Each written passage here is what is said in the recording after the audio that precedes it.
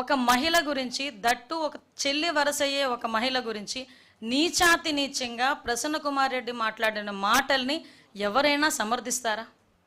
సమర్థించే పరిస్థితులు ఏదైనా ఉన్నాయా?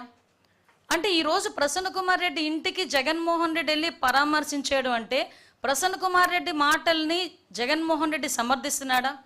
ఇదేనా మహిళల పట్ల జగన్మోహన్ రెడ్డికి ఉన్న చిత్తశుద్ధి? మహిళల పట్ల ఉన్న గౌరవం ఇదేనా? మాట్లాడితే నా అక్క చెల్లెములు అని చెప్పి ఓదరగొట్టాడు కదా.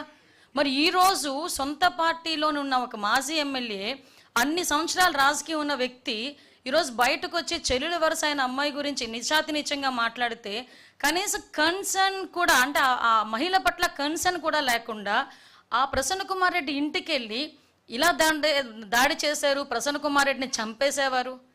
అరే ఇక్కడ నేను ఒక విషయం మాట్లాడాలండి. ఆ రోజు మా పట్టాభి గారు ఒక మాట మాట్లాడితే ఏదో మీకు కోపం వచ్చింది, మీ కార్యకర్తలకి బీపీలు వచ్చినాయి అని చెప్పి సాక్షాత్తు మా తాలూకా పార్టీ ఆఫీసుల మీద దాడి చేశారు. పరిస్థితి మీరు అందరికీ తెలుసు. ఆ రోజు కేసులు పెడితే కనీసం కేసులు తీసుకోవడానికి కూడా ఒక పోలీసు కూడా ముందుకు రాలే. ఈరోజు మా పరిస్థితి అది కాదు. ఈరోజు ప్రసన్న కుమార్ రెడ్డి గారి ఇంటి మీదకి దాడి చేసిన వాళ్ళందరి మీద కూడా కేసులు పెట్టాం. వాళ్ళు ఎవరెవరి మీద అయితే కేసులు పెట్టారో వాళ్ళందరి మీద కూడా మేము కేసులు పెట్టాం. ఈరోజు వాళ్ళందరికీ నోటీసులు ఇష్యూ చేశాం. వాళ్ళందరూ కూడా ఎంక్వైరీకి వస్తున్నారు. అంటే ఈరోజు ప్రజాస్వామ్యబద్ధంగా ఎవరికైనా అన్యాయం జరిగినా, పూర్వాపరాలు ఎలా ఉన్నా కూడా ప్రాథమిక విచారణ నిమిత్తం కేసులు పెట్టే బాధ్యత కూడా మేము తీసుకుంటున్నాం. ఈరోజు ప్రసన్న కుమార్ రెడ్డి గారి మాటల గురించి నాకు ఇక్కడే ఒకసారి అనిపిస్తుంటుందండి. జగన్మోహన్ రెడ్డి తనకు మానసిక స్థితి అని చెప్పి ఇందాక నేను అన్నాను ఒక మాట.